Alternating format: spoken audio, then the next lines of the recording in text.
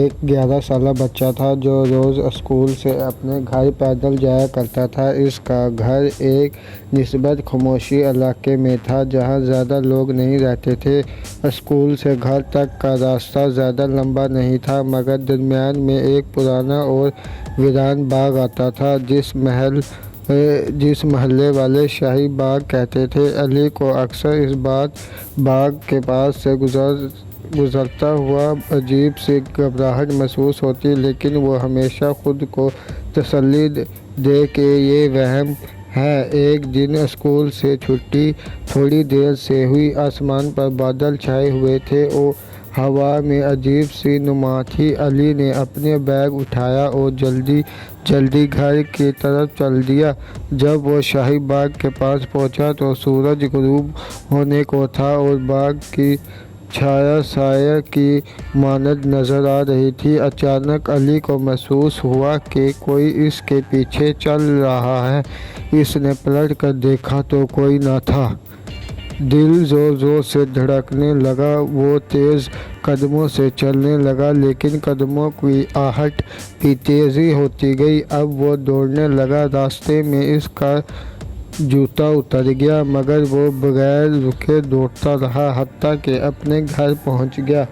اس رات علی کو نیند نہیں آئی۔ اسے ایسا لگا کہ کمرے میں کوئی موجود ہے۔ اچانک کھڑکی کی جالی پر کسی کے ناخنوں کی آوازیں آئیں۔ علی نے ہمت کر کے پردہ ہٹایا تو باہر اندھیرا تھا، لیکن دور کہیں باغ کی سمت میں اسے ایک سایہ سا نظر آیا۔ اگلی صبح جب علی اسکول گیا تو راستے میں باغ کے باہر ایک عجیب و غریب نشانی دیکھی، جیسے کسی نے زمین پر ناخنوں سے لکیریں کھینچی ہوں۔ علی کے دل میں خوف بیٹھ گیا۔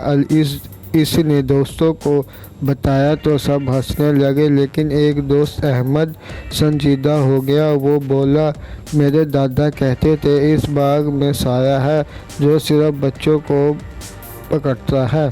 اس کے بعد علی نے کئی دن تک باغ کے قریب سے نہ گزرنے کا فیصلہ کیا، لیکن ایک دن اسکول میں دیر ہو گئی اور اسے وہی پرانا راستہ اختیار کرنا پڑا۔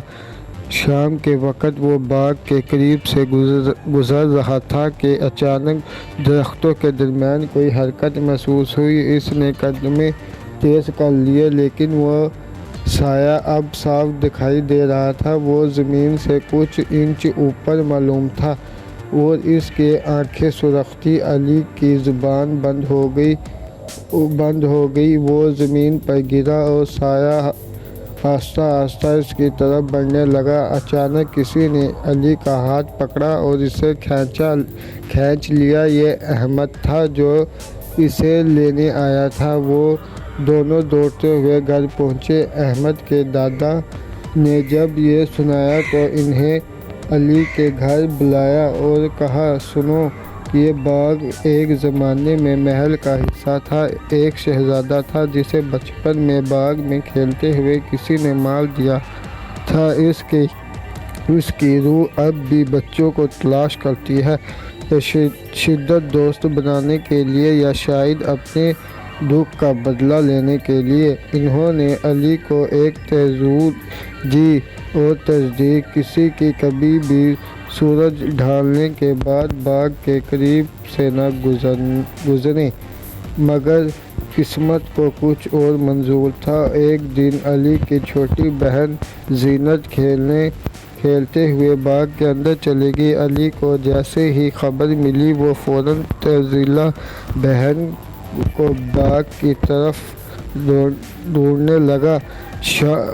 شام ہو چکی تھی اور باغ میں اندھیرا بہت ہو چکا تھا۔ علی نے اندر جا کر زینت کو تلاش کیا، مگر وہ کہیں نہ ملی۔ اچانک وہی سایہ نظر ہوا تو وہ واپس جاؤ۔ تو علی نے کہا کہ میری بہن زینت کو واپس کرو، اور اس کی آنکھوں میں اب غصہ نہیں، اداسی تھی۔ اس نے آہستہ سے کہا، میں تنہا ہوں۔ پھر وہ غائب ہو گیا اور زینت اچانک ایک درخت کے پیچھے سے باہر آ گئی، بالکل محفوظ۔ گائز آپ کو یہ ویڈیو کیسے لگی؟ ویڈیو کو لائک، شیئر اور سبسکرائب کر جانا۔